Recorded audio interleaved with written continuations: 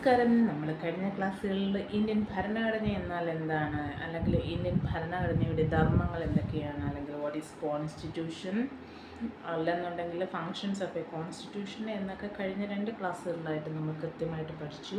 ഇപ്പോൾ first chapter ആയിട്ടുള്ള Indian കോൺസ്റ്റിറ്റ്യൂഷനിൽ എന്താണ് നമ്മുടെ നെക്സ്റ്റ് ടോപ്പിക്, അല്ലെങ്കിൽ നെക്സ്റ്റ് ഹെഡിങ് എന്ന് പറയുന്നത് എന്താണ്, the authority of a constitution എന്നുള്ളതാണ്.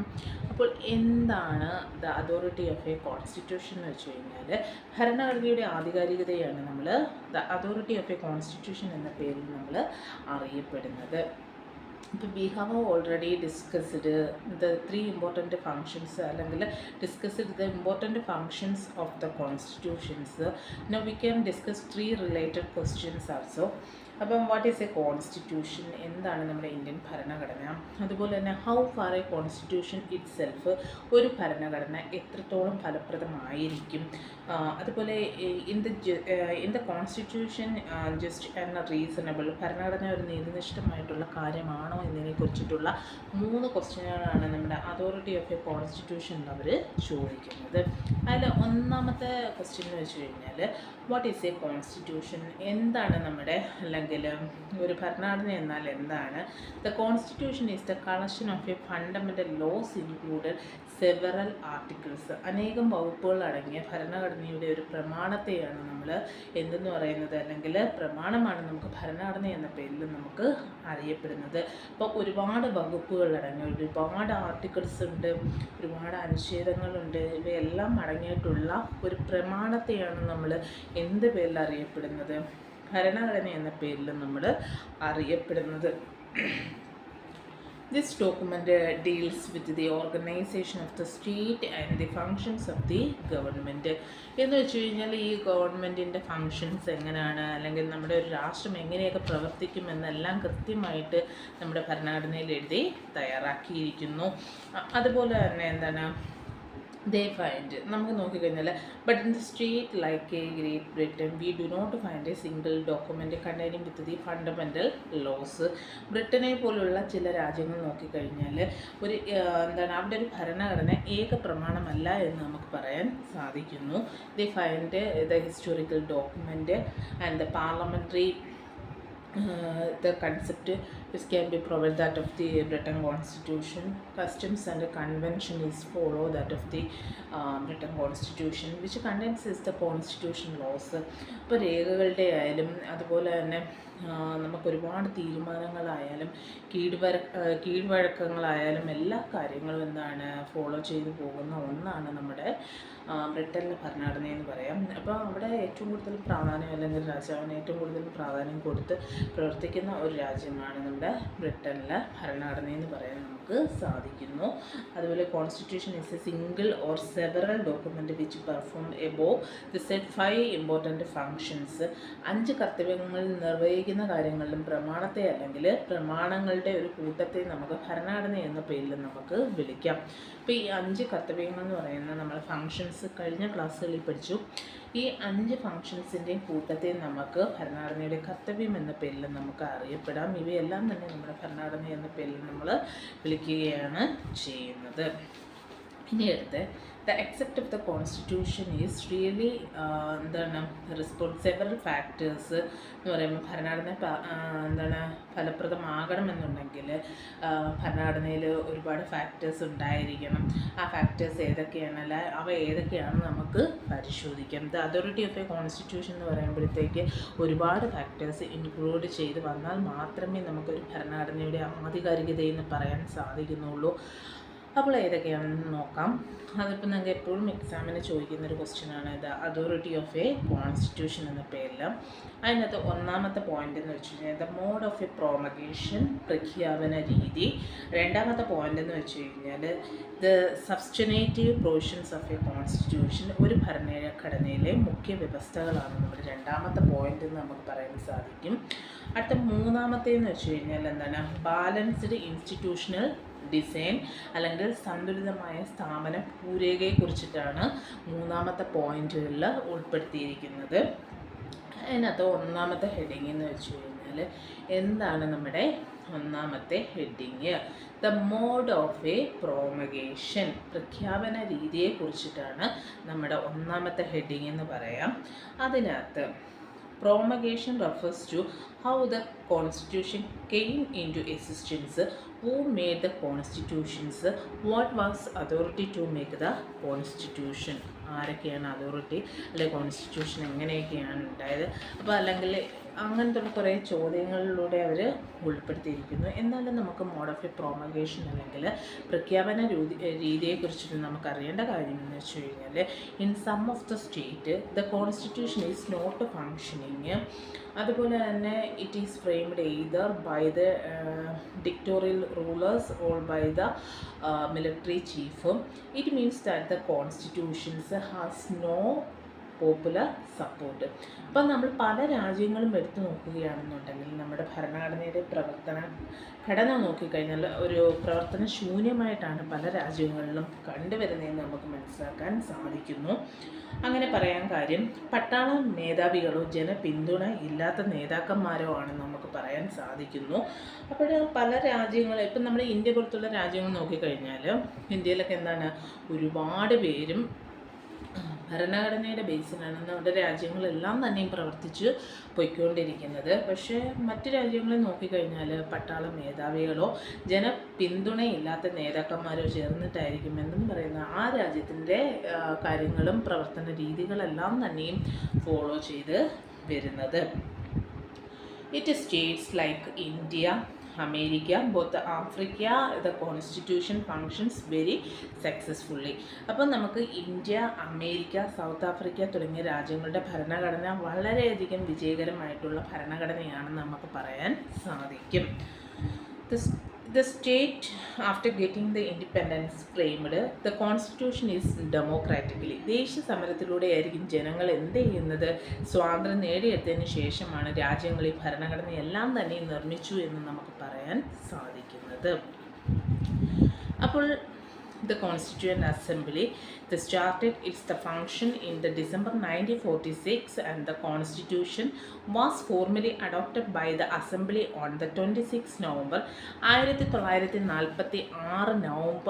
നവംബറും അല്ലെങ്കിൽ 1946 ഡിസംബറും 1949 മധ്യയാണ് നമ്മുടെ ഭരണഘടന നിയമനിർമ്മാണ സഭയിൽ ഇന്ത്യൻ ഭരണഘടനയ്ക്കൊരു രൂപം നൽകിയത് എന്ന് നമുക്ക് പറയാൻ സാധിക്കുന്നു. ഏത് വർഷമാണ് ഇന്ത്യൻ ഭരണഘടനയ്ക്ക് ഒരു രൂപം നൽകിയെന്ന് ചോദിച്ചു കഴിഞ്ഞാൽ 1946 ഡിസംബർ മുതൽ 1949 മധ്യയാണ് ഭരണഘടനയിൽ നിയമനിർമ്മാണ സഭയിലും ഇന്ത്യൻ ഭരണഘടനയ്ക്ക് ഒരു രൂപം നൽകിയത്. പിന്നെ അടുത്തതെന്ന് വെച്ച് കഴിഞ്ഞാൽ എന്താണ്, അടുത്ത രണ്ടാമത്തെ ഹെഡിങ് എന്ന് വെച്ച് കഴിഞ്ഞാൽ the substantive provisions of a constitution. ഭരണഘടനയുടെ ആധികാരികത എന്നാൽ എന്താണ് എന്നതിനെ കുറിച്ചിട്ടാണ്, അല്ലെങ്കിൽ ഒരു ഭരണഘടനയിലെ മുഖ്യ വ്യവസ്ഥകൾ എന്തൊക്കെയാണ്. The constitution should be the convince the people that it provide the basic justice to all. ഭരണഘടന പ്രകാരം എല്ലാവർക്കും സമ്പൂർണ്ണമായിട്ടുള്ള നീതി ഒരുപോലെ അനുവദിക്കുന്നു. ഭരണഘടന പ്രകാരം എല്ലാവർക്കും എന്ത് ചെയ്യുന്നു, ഒരുപോലത്തുള്ള നീതി അനുവദിച്ച് കൊടുക്കുന്നു. The basic features the constitution should be acceptable to all. Liberty and equality should be important features. അവിടെ ലിബർട്ടി ആയാലും ഇക്വാലിറ്റി ആയാലും എല്ലാം തന്നെ ഏറ്റവും കൂടുതലും പ്രാധാന്യം അർഹിക്കുന്ന ഒന്നാണ്. ഒരുപോലെ തന്നെ അനുവദിച്ച് കൊടുക്കുകയാണ് ചെയ്യുന്നത്. If the constitution they protect the liberty and equality and the welfare the people, it will be most acceptable to the people. അപ്പം നമ്മുടെ ഭരണഘടന നോക്കിക്കഴിഞ്ഞാൽ എല്ലാവരുടെയും മുഖ്യ വ്യവസ്ഥകളും എല്ലാവർക്കും ഒരുപോലെ ആയിരിക്കണമെന്നും പൗരന്മാരുടെ സ്വാതന്ത്ര്യമായാലും സമത്വമായാലും ക്ഷേമമായാലും എല്ലാവർക്കും ഒരുപോലെ അനുവദിച്ച് കൊടുക്കണമെന്നതാണ് എന്തെന്ന് പറയുന്നത് the substantive provisions of a constitution എന്ന പേരിൽ നമുക്ക് പറയാൻ സാധിക്കുന്നത്. ഇനി നമ്മുടെ അടുത്ത ഹെഡിങ് എന്ന് വെച്ച് കഴിഞ്ഞാൽ ദ ബാലൻസ്ഡ് ഇൻസ്റ്റിറ്റ്യൂഷണൽ ഡിസൈൻസ്. സന്തുലിതമായിട്ടുള്ള സ്ഥാപന ഭൂരേഖയെക്കുറിച്ചിട്ടാണ് അടുത്ത് നമ്മുടെ മൂന്നാമത്തെ ഹെഡിങ്. അതിനകത്ത് ദ ഇന്ത്യൻ കോൺസ്റ്റിറ്റ്യൂഷൻ ഡിസ്ക്രൈബ് അല്ലെങ്കിൽ distribute the authority among the various organs of the government. ഇപ്പം നമ്മുടെ ഇന്ത്യൻ ഭരണഘടനയിൽ അതോറിറ്റിയെ നോക്കിക്കഴിഞ്ഞാൽ എന്താണ് various organs of the government, അല്ലെങ്കിൽ വ്യത്യസ്തതരമായിട്ട് നമ്മൾ എന്ത് ചെയ്യുന്നു, അല്ലെങ്കിൽ ഗവൺമെൻറ് ഓർഗൻസ് ഏതൊക്കെയാണെന്ന് ചോദിച്ചു കഴിഞ്ഞാൽ ലെജിസ്ലേച്ചർ, എക്സിക്യൂട്ടീവ്, ജുഡീഷ്യറി എന്നിങ്ങനെ തരംതിരിച്ചാണ് പോയിരിക്കുന്നത്. അതുകൊണ്ടാണ് such as A legislature, executive, judiciary and also among the various statutory bodies like the election commissions. Indian ഭരണഘടനയുടെ അധികാരത്തെ നിയമനിർമ്മാണ സഭ, എക്സിക്യൂട്ടീവ്, ജുഡീഷ്യറി എന്ന സ്ഥാപനങ്ങൾക്കിടയിൽ തെരഞ്ഞെടുപ്പ് കമ്മീഷൻ എന്ത് ചെയ്യുന്നു, ഇവർക്ക് ഈ അധികാരങ്ങളെല്ലാം തന്നെ ഡിവൈഡ് ചെയ്ത് കൊടുക്കുകയാണ് ചെയ്യുന്നത്. അപ്പോൾ ഇത്രയാണ് ബാലൻസ്ഡ് ഇൻസ്റ്റിറ്റ്യൂഷണൽ ഓഫ് ഡിസൈൻസ് എന്ന പേരിൽ അറിയപ്പെടുന്നത്. അപ്പം നമുക്ക് ആദ്യത്തേന്ന് വെച്ച് കഴിഞ്ഞാൽ എന്താണെന്ന് വെച്ച് കഴിഞ്ഞാൽ നമ്മൾ ഇന്ത്യൻ ഭരണഘടനയെക്കുറിച്ചിട്ട് കൃത്യമായിട്ട് കഴിഞ്ഞ ക്ലാസ്സുകളിൽ പഠിച്ചു. അപ്പം എന്നാണ് നമ്മുടെ ഇന്ത്യൻ ഭരണഘടന നിലവിൽ വന്ന വർഷം, ആരാണ് അല്ലെങ്കിൽ ഏത് വർഷം നിലവിൽ വന്നതെന്ന് എപ്പോഴും നിങ്ങളുടെ എക്സാമിന് ചോദിക്കുന്ന ക്വസ്റ്റ്യനാണ്. അതുപോലെ തന്നെ അതിൻ്റെ ഡ്രാഫ്റ്റിംഗ് കമ്മിറ്റി ചെയർമാൻ ആരായിരുന്നു, പിന്നെ അതുപോലെ തന്നെ നമ്മുടെ ഫസ്റ്റ് പ്രസിഡൻറ്റ് ഓഫ് ഇന്ത്യ ആരായിരുന്നു എന്ന് നമുക്ക് ഉറപ്പായിട്ടുള്ള 3 ക്വസ്റ്റ്യനാണെന്ന് നമുക്ക് പറയാൻ പറ്റും. അപ്പം നമ്മുടെ ഇന്ത്യൻ ഭരണഘടന നിലവിൽ വന്ന വർഷം എന്നാണെന്ന് ചോദിച്ചു കഴിഞ്ഞാൽ 1950 ജനുവരി 26-ാം തീയതിയാണ് നമ്മുടെ ഇന്ത്യൻ ഭരണഘടന നിലവിൽ വന്ന വർഷം. അടുത്ത രണ്ടാമത്തേത് father of the political science എന്ന് വെച്ച് കഴിഞ്ഞാൽ നമുക്കൊക്കെ അറിയാം അരിസ്റ്റോട്ടിലാണെന്നും. അടുത്ത ഡ്രാഫ്റ്റിംഗ് കമ്മിറ്റി ചെയർമാൻ ആരാണെന്ന് ചോദിച്ചു കഴിഞ്ഞാൽ doctor BR Ambedkar. The first president of India എന്ന് വെച്ച് കഴിഞ്ഞാൽ ഡോക്ടർ രാജേന്ദ്ര പ്രസാദ് ആണെന്ന് പറയാം. അതുപോലെ തന്നെ നമുക്ക് 5 ഫങ്ഷൻസിനെ കുറിച്ചിട്ട് നമ്മൾ പറഞ്ഞിരുന്നു കഴിഞ്ഞ ക്ലാസ്സുകളിൽ. അപ്പോൾ ഈ 5 ഫങ്ഷൻസ് ഏതൊക്കെയാണെന്നുള്ളതും അല്ലെങ്കിൽ constitution allows the coordination and assurance എന്ന് വെച്ച് കഴിഞ്ഞാൽ എന്താണ്, നമുക്ക് ഭരണഘടനാപരമായിട്ടുള്ള ഏകോപനവും ഉറപ്പും നൽകുന്നതിനെ കുറിച്ചിട്ട് കഴിഞ്ഞ ക്ലാസ്സിൽ പറഞ്ഞു.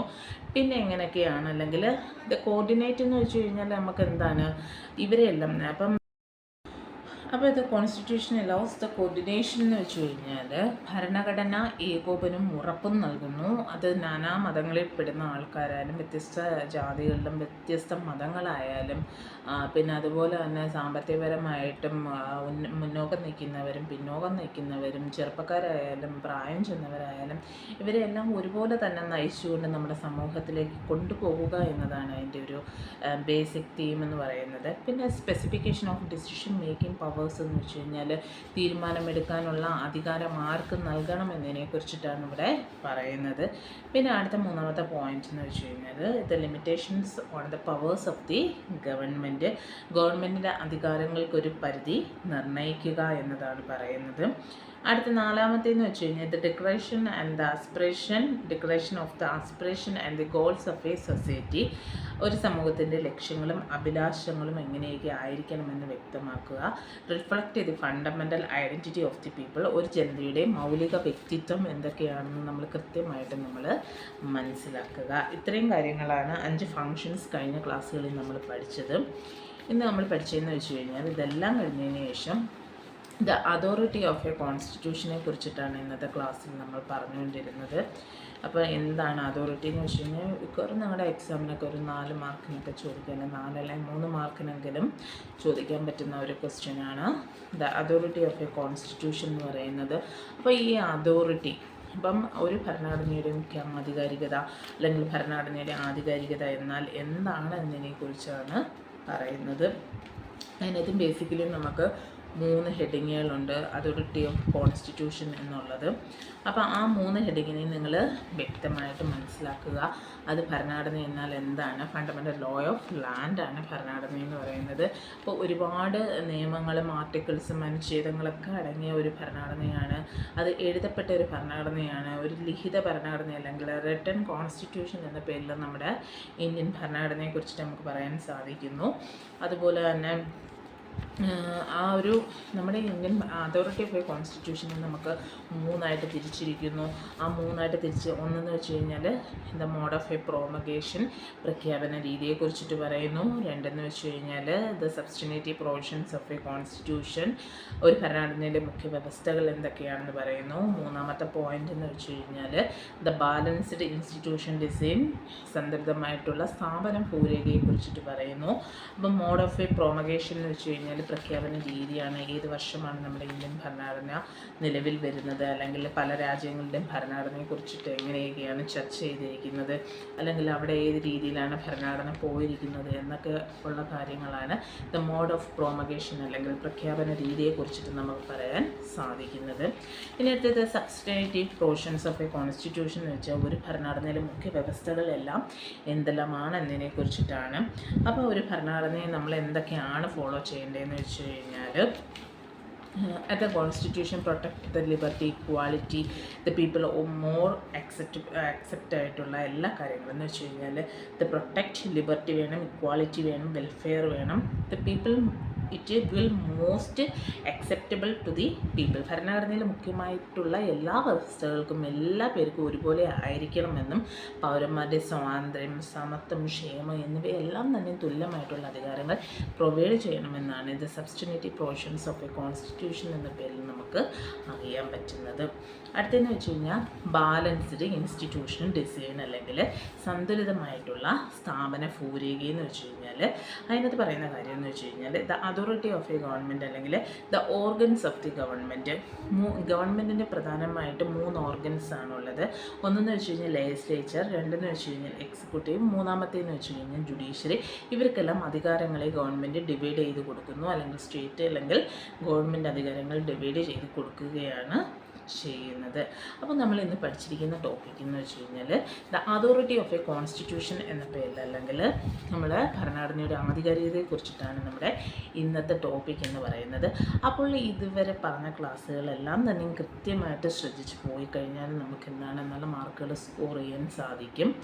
അപ്പോൾ നിങ്ങൾക്ക് ഇന്നത്തെ ക്ലാസ് ഇഷ്ടപ്പെട്ടുന്നുണ്ടെങ്കിൽ ലൈക്കും ഷെയറും കമൻറ്റും സബ്സ്ക്രൈബും ഒക്കെ ചെയ്യുക എന്ന് പറഞ്ഞുകൊണ്ട് ഞാൻ ഇന്നിവിടെ ക്ലാസ് അവസാനിപ്പിക്കുകയാണ് ചെയ്യുന്നത്.